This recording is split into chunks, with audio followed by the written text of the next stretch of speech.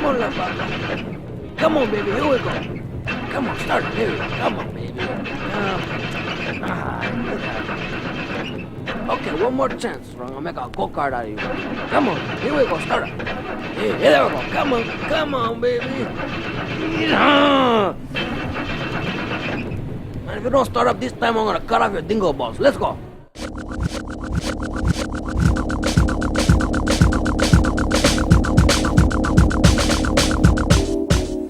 Right now we are sitting in the tube together with two guys from Amsterdam called Rednose Distrikt, and it's very dark and rainy day, but we are still in a very good mood, and they came over here for a couple of weeks to bake some pancakes for me.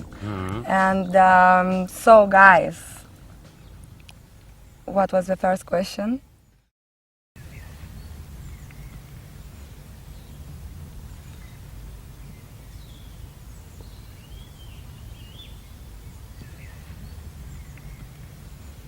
First of all, for all the people who don't really know you abroad, out of Amsterdam and Holland, you both guys come from quite a different music pattern. Could you just talk very briefly about each other? Not quite different, I guess, but I lived in the south and he lived in the north. We have I'm 10 years older than Steven, but we have the same love for hip-hop, disco, funk, jazz funk, whatever. Music. And only the fact I stopped buying techno records like 93 and Steven started 92. So he got an electro piece of music that I don't have. And I have more jungle. I played jungle in the period, so you have the electro collection, I have the jungle, so together we have enough styles to play, really a lot. That's the big difference, I guess.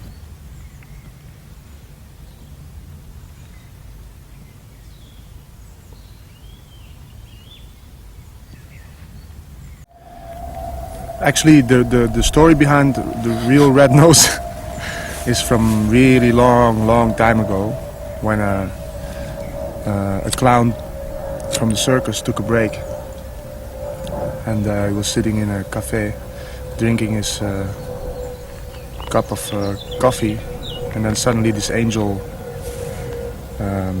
comes there out of nothing, and it's a female angel, quite beautiful, and he looks up and he goes, "Whoa, what's this?" And then this angel takes his nose.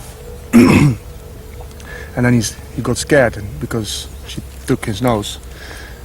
And then she did a magic trick and turned the nose alive. So the the nose got a mouth. And the mouth did a little whistle.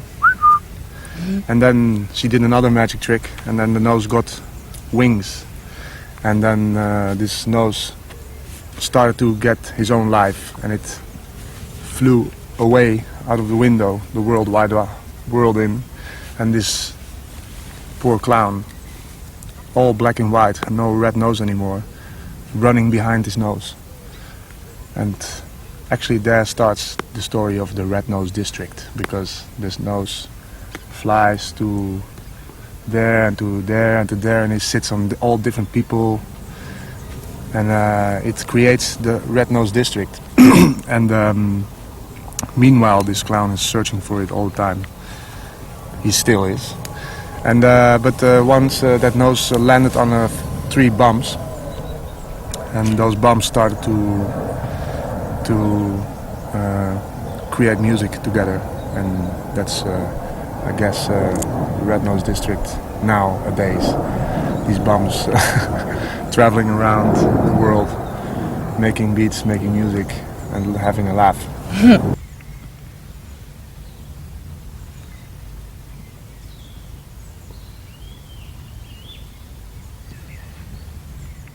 The first record was just out. I had an idea to write a mail to this Rednose organization to propose plan. Like a Rednose World Music Day. I was like going sky high then anyway. Rednose World Music Day. There is no World Music Day, eh? There's world music, there is. Yeah, but World Music Day. That one day in a year, the whole world plays music on the street. No. Get out and play music, like one big noise.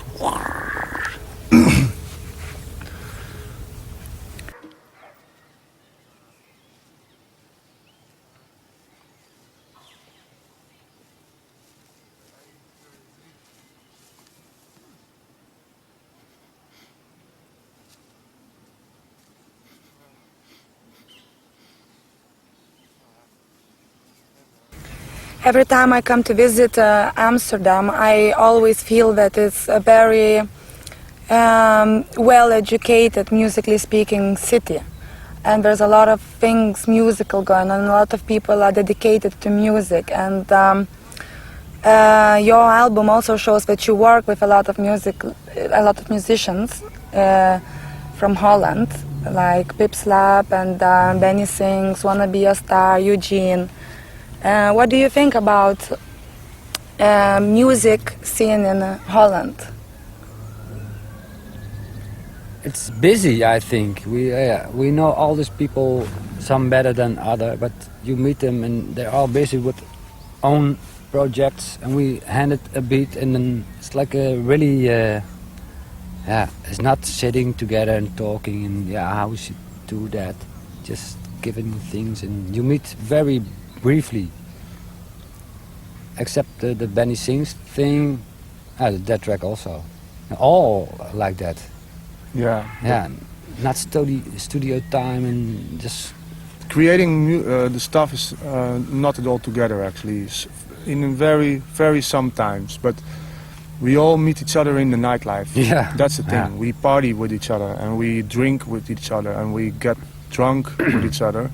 We fall down and fall asleep with each other. I make tracks. And wake up with each other, but making tracks we do separate. No, but it sometimes is there sometimes. It's not an organized thing. No, it's not at all. It's not like close at all. It's very fragmentized. Yeah. Very.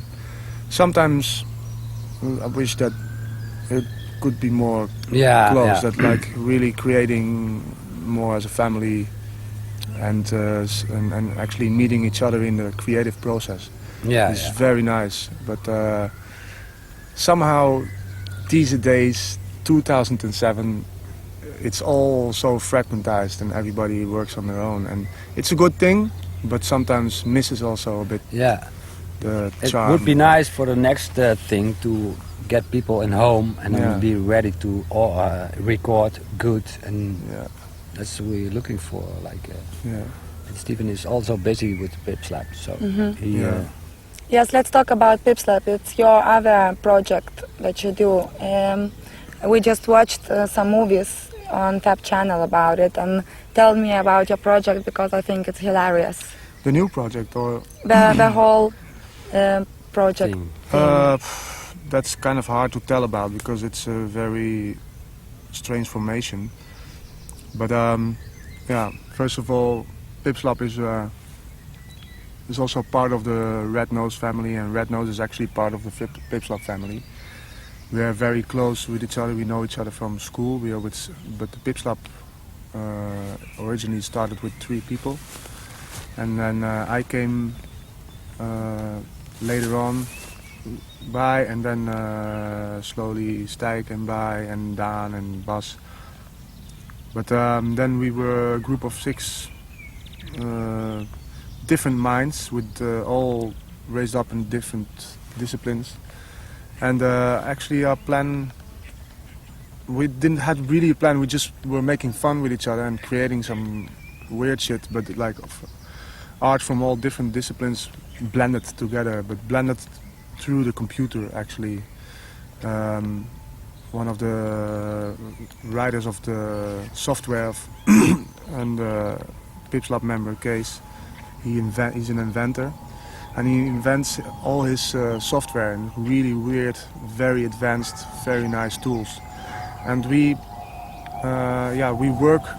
work with these tools, and we as a group, and we create sketches and also music and new inventions. Actually, we just it's actually all the time inventing jokes or sketches or new things. And then, we sort of try to compilate that, and show it to the people, so it becomes a show. And but we work with pretty advanced tools. And for example, the Luma Solator is like a light graffiti. When you can paint with light, and even it's in video style, in stop motion video, 360 degree video, all this. It's a bit too much to really talk about. But we are now busy with our third show called Die Space. It's a show sort of inspired on MySpace, but then it's called Die Space.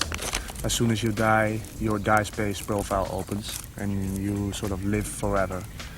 And that's the concept of the new show, and we're gonna perform this on the Parade, on this traveling festival, and on Oerol. That's also a festival on the island in Holland, and we perform our old shows. The two shows we did before was called the Washing Powder Conspiracy. You can see that on Fab Channel, and the Warthol Combat. That's our first show. You can see that on Fab Channel too.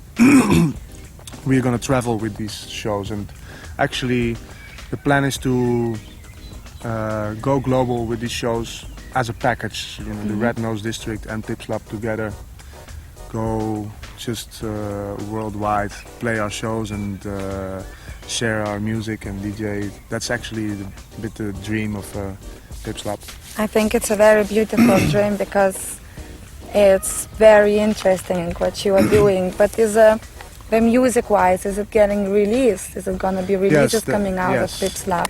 The idea is to release it and or DVDs. Yeah, they made a DVD, Fab Channel. They're supposed to make a DVD, and we are busy on our own DVD also. And the plan is to indeed release all the songs we made for the shows on one album, actually, a sort of Pipslab album, music-wise. And that probably will be Kindred Spirits also doing this. Yeah, so it's all a bit same family. And Mike, you also released some great techno records recently on Rush Hour, Cult Copy and stuff. What's happening in this case of your productions? It was just a lack of my kind of techno.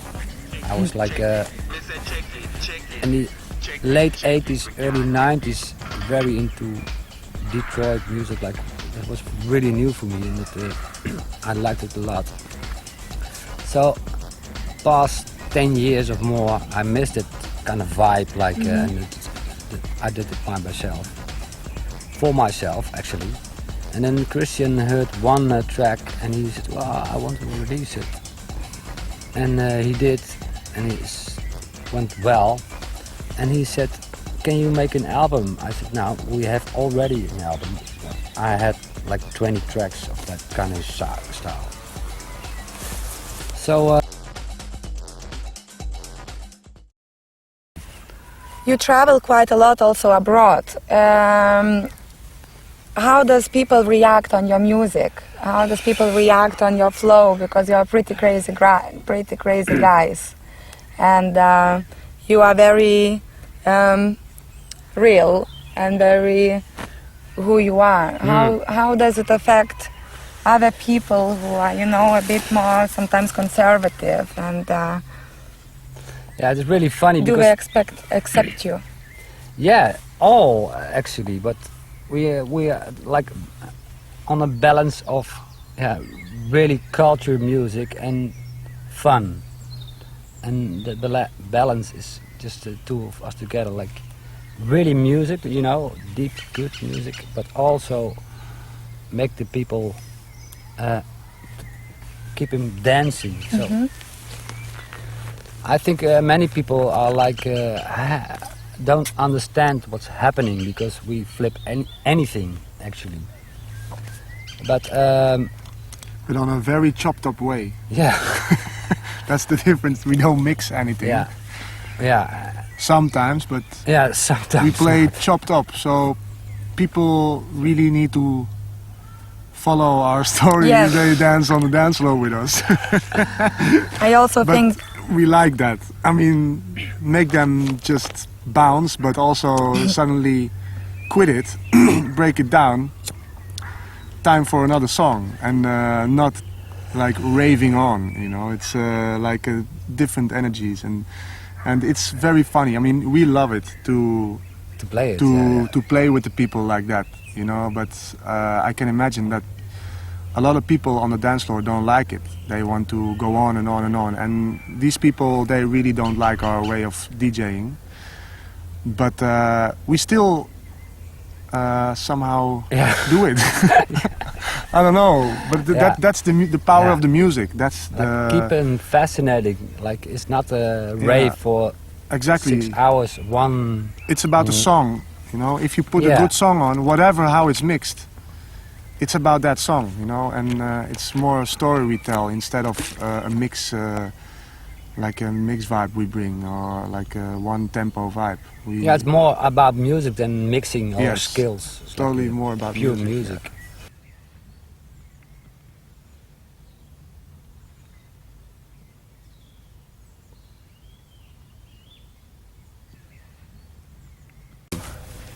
you also went to Cuba to record some music, yes? What was all about that? We were screening the movie yesterday from Mama Mess, yes, production company, and tell about what was the story, what was the idea to go there? I had this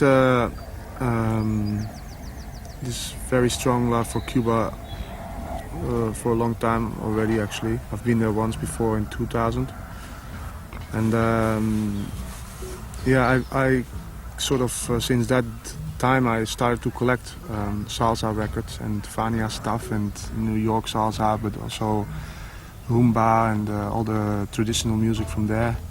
And Mike loved this music also very much, and then we had a plan to just go there and have a combination of a good time and a working time, so like a working vacation. And meanwhile being there, getting inspired by the traditional rhythms and the vibe over there, and combine it with our vibe, like with our beats. And I think I'm very sure that this never happened before with the kind of beats we make, that it was combined with the Cuban stuff. I mean, I've never heard it, and there was also a motivation to like try it, you know, experiment with that, with the broken beats and crazy. Yeah, IG and some of the guys did some Cuban. Exactly, they had some Cuban vibes, but like the way we had it in our head was like, was pretty strong and different also. So we just wanted to experiment with that and have a nice time over there, feel the sun, see the beautiful ladies, have a good rum, whatever, like have a good life over there, and work and get inspired. And then we proposed this to the label, to Kindred Spirits, and the Kindred Spirits label said, all right, we pay your trip, and so you can do your thing, and we bring you some people who will also record on video what you're doing, make a documentary about it at the same time. So they write to a fund of Holland, because Holland has a lot of funds to do creative stuff. And then they got this money to send these people also. And then, yeah, we went.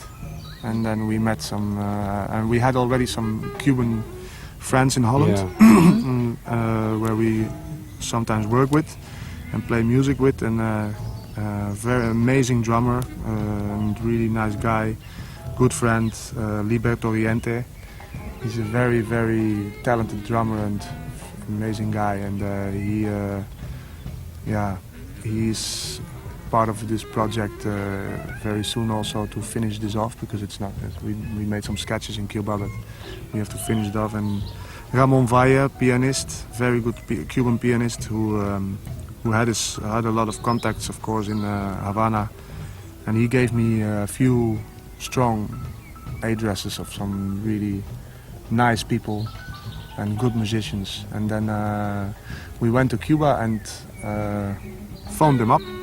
And that's how we get in contact. We got in contact with other people, and that's how the story become the Cuban thing actually. So very slowly we ran into a kind of a musician circle over there, where we finally made these jams with. We did these jams with and made this music with. Actually. Yeah, I think one track, Nachi, can be a really nice version. And, we have, I think, 6 takes of that song with the different bass. It was like amazing. Yeah. So that can be a really, really big track. Really, yeah. But not dance floor at all, like really. That was already on the album, but then live really Cuban. It's more this weird. You see a bit in the documentary, Yeah, small bit, and you hear the bass line. Boom, boom. He plays the bass. I thought, oh yeah, you have 6 takes of that guy playing bass. We have to mix that track for real, because this, So you got enough material to